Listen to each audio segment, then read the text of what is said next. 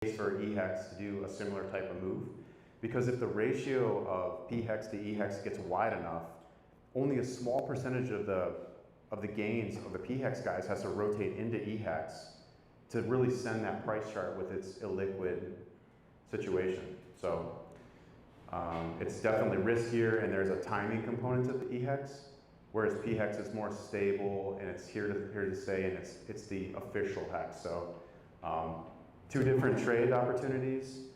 I would say EHEX is more risky at this point, but I wouldn't sell it down here necessarily. And the BankX FUD thing, yeah, that's that's a non-issue effectively. It's like a $4 million bag at this point, and they're getting out every day. So, Gabriel? Let's do a hypothetical. What if the OA took that Ethereum and just only bought EHEX? What would happen?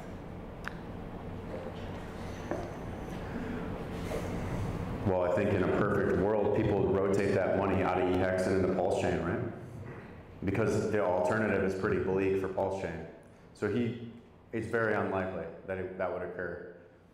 I don't foresee a situation where EHEX gets pumped first, because the whole point of PulseChain was to to make a better chain, and that's what it did. I actually like PulseChain more than Ethereum, which is probably blasphemy for a lot of people, but disclaimer, I do have bags, and I love the chain, I love how fast it is, and here's the thing of the reason why he wouldn't do that, because the metagame on PulseChain is completely different than the metagame of Ethereum. It costed me $900 to open a liquidity pool on Ethereum in November of last year. On PulseChain, you can open a liquidity pool for pennies, less than pennies in some cases. So the metagame is different because people's ability to actually interact with the chain and do useful things is so much less friction. So it changes people's decisions, it changes money flows, and anyone who knows about current of energy or how rivers flow, money is water, is electricity, it's just energy that's moving from one place to another place. But what I'm saying is, like, the money on PulseChain can scatter out with much more surface area, much faster, without having all that friction and preventing people from making decisions to interact with the chain. So the metagame is different. And what I mean is, for example, I've seen guys set up hundreds of liquidity pools, thousands of liquidity pools, V3 positions, in and out, in and out. You can't do that on Ethereum unless you are grandfathered into the chain and you have bags that are up crazy amounts, which is why the ultimate gift is that we can onboard people into a chain that's super cheap and usable. And it is a new and exciting game to play. And I just wish there was an easy button where I could teach all you guys everything I know, because it would make the chain so much more fun and robust, and everyone would be actively moving money around on there every day and finding more opportunities. And in that discovery process, they'd be creating more opportunities for everybody to make more money. And that's why I become more of a developer or builder now, is because I just see such a bright future and opportunity here to build stuff at the base layer that guys that come over here from Ethereum in 2-3 years, they're gonna have to play catch up. And we just got it all here done now, and it's you're gonna be up mad, and all your community is gonna be saved and happy and rich, and it's just gonna be such a better experience. And even when it's up 100x or 1000x, it's still cheap relative to the US dollar, and that's what's important to the common man, is the relative price.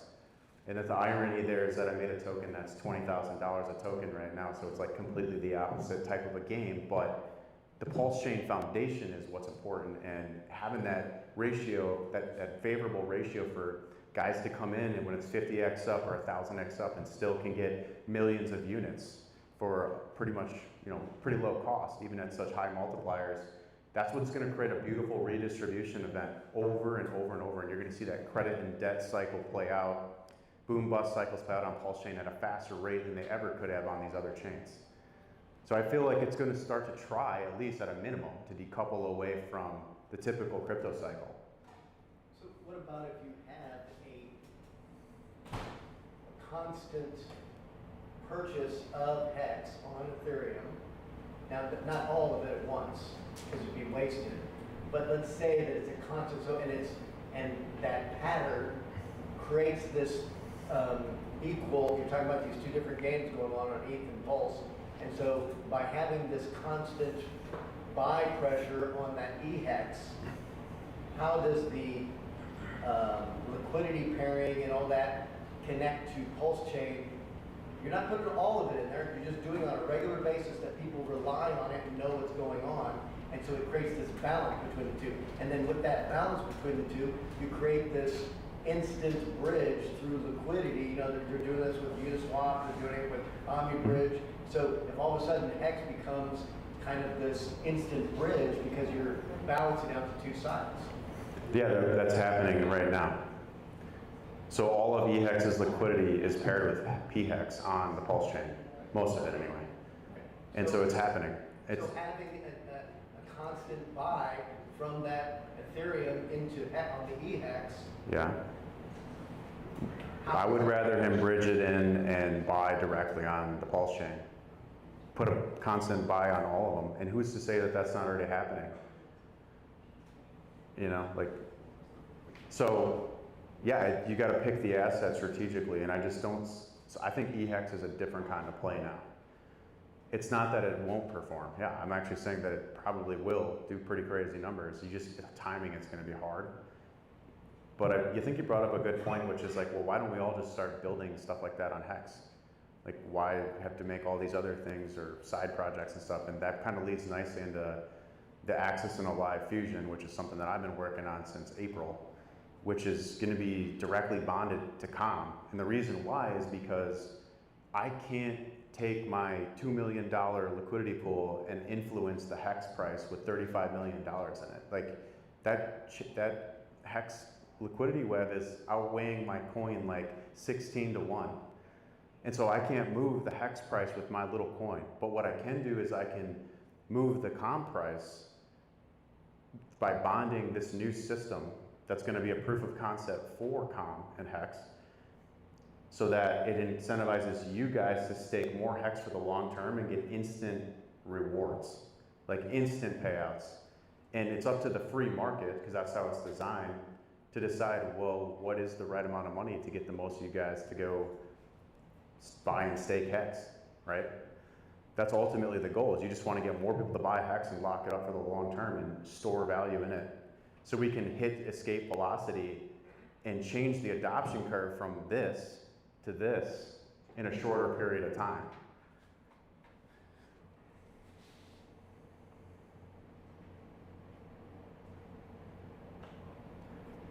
Let's see, what was I going to bring up? What about the possibility of having, sorry for asking so many questions. Oh, you're good. What about the possibility of creating this instant bridge? And so you're doing your trading on PulseChain, but it's actually changing things on the Ethereum side, so you're not paying the Ethereum gas. Through that, what I was talking about, having that new... That tech exists, where you can, yeah, insta-swap, right? So wouldn't Richard be interested in doing that kind of a thing to make X into a liquidity bridge for structure? Well, what's the difference if they bridge it in and bond it on the Pulse side, where the fees are cheaper? Because we have to have a traditional Ethereum connection. So that's where I disagree. I think we're going to move away from that, and we're going to decouple from that, which is, you know, the amount of time is probably what we could debate. But ultimately, yeah, right now we're reliant on Ethereum for pricing, right? And that's what you're saying, is to accelerate adoption from Ethereum guys to make sure that the eHex has a use case still, right? No, well, there's a couple things, but basically balance, structure, so that Ethereum actually needs it.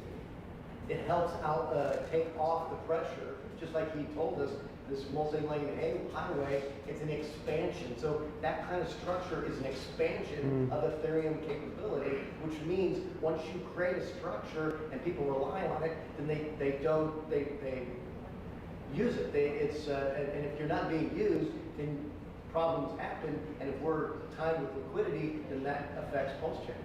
Well, so this is basically getting into an issue that's a lot bigger than just Richard. And the way that the Ethereum guys are solving for that is with L2s.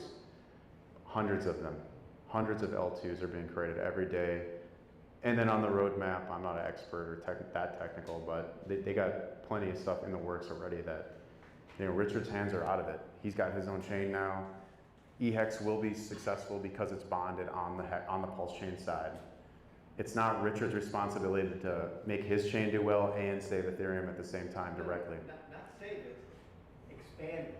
Expand it. And Well, that's what he did when he expansion, created the PulseChain. government is relied upon ETH. Traditional finance is dependent on ETH. The more dependent they are on ETH, the more we are in expansion avenue. That's what the value is.